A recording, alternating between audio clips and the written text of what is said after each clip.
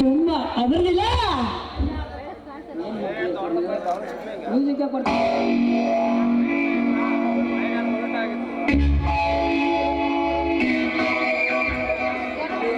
ಹೇಗಿದೆಯಾ ರಾಕೇಶ್? ನೀನು ಚೆನ್ನಾಗಿದೆಯಾ ಅಂತ ನಾನು ಭಾವಿಸ್ಲೇಬೇಕು. ರಾಕೇಶ್, ನನಗೆ ನಿನ್ನ ದೇಹ ಮುಖ್ಯವಲ್ಲ, ನನಗೆ ಮುಖ್ಯವಾಗಿರೋದು ನಿನ್ನ ಪ್ರೀತಿ ಅಂತ ನನಗೆ ಯಾವತ್ತು ಹೇಳಿದ್ರೆ ನಿನ್ನ ಪ್ರೀತಿಯನ್ನ ನಾನು ಕ್ಷಮಿಸಿ ನಿನ್ನನ್ನು ಒಂದಾಗ್ತಾ ಇದ್ದೆ. ಆದ್ರೆ ಏನು ಮಾಡೋದು, ನಿನ್ನ ಮನಸ್ಸಲ್ಲಿ ಏನಿದೆಯೋ ಯಾರಿಗೆ ಗೊತ್ತು? ನೋಡು ದೀಪ, ನನಗೆ ನೀನೇ ಮೋಸ ಮಾಡಿದೆಯೋ ನಿನಗೆ ನಾನೇ ಮೋಸ ಮಾಡಿದೆನೋ ಅದು ಮುಗಿದ ಹೋದ ಅಧ್ಯಾಯ. ನೀನು ಆಲ್ರೆಡಿ ಮದುವೆ ಆಗಿರುವ ಹೆಂಗಸು. ನಾನು ಅದನ್ನೆಲ್ಲ ಮರೆತು ಬೇರೆ ಹುಡುಗಿಯನ್ನು ಪ್ರೀತಿ ಮಾಡ್ತಿದ್ದೇನೆ. ನೀನು ಇಲ್ಲಿಗೆ ಬಂದಿರುವುದೇ ದೊಡ್ಡ ತಪ್ಪು. ಮೊದಲು ಇಲ್ಲಿಂದ ಹೊರಡು. ಅಜಯ್ ನೋಡಿದರೆ ತಪ್ಪು ತಿಳಿಯುತ್ತಾನೆ.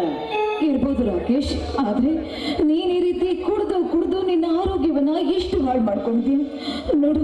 ನೀನು ಎಷ್ಟೆಲ್ಲ ಸೊರಗೋಗಿದ್ಯಾ ಅಂತ. ವಿಧಿಯಲ್ಲಿ ಪಿ ಹೀಗೆ ಎಂದು ಬರೆದಿರುವಾಗ ಅದನ್ನ ಬದಲಾಯಿಸಲು ಯಾರಿಂದಲೂ ಕೂಡ ಸಾಧ್ಯವಿಲ್ಲ.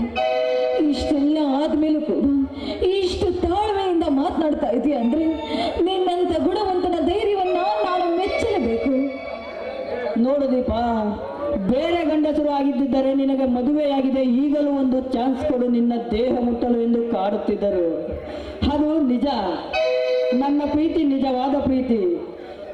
ನನ್ನ ಪ್ರೀತಿ ಕಾಂಜಿ ಪಿಂಜಿ ಅಲ್ಲ. ಹಾಗಾದ್ರೆ ನನಗೆ ಭಾಷೆ ಕೊಡು, ಇನ್ಯಾವುದು ಕೂಡ ನಾನು ಕುಡಿಯೋದಿಲ್ಲ ಅಂತ. ದೀಪ, ನನ್ನ ತಾಳ್ಮೆಯನ್ನು ಕಳೆದುಕೊಳ್ಳುವಂತೆ ಮಾಡಬೇಡ. ಭಾಷೆ ಕೊಡುವ ಅಗತ್ಯ ನನಗಿಲ್ಲ. ಡ್ರಿಂಕ್ಸ್ ಬಿಡಲು ಸಾಧ್ಯವೇ ಇಲ್ಲ. ನೀನು ಮಾತನಾಡಿಸಬಹುದು, ಮಾತನಾಡಿಸದೇ ಇರಬಹುದು. ರಾಕೇಶ್, ನಿಮ್ಮನ್ನ ಈ ಸ್ಥಿತಿಯಿಂದ ನೋಡೋದಕ್ಕೆ ನನ್ನ ಕೈಲಿ ಸಾಧ್ಯವಾಗ್ತಾ ಇಲ್ಲ. ರಾಕೇಶ್, ನನ್ನ ಕೈಲಿ ಸಾಧ್ಯವಾಗ್ತಾ ಇಲ್ಲ.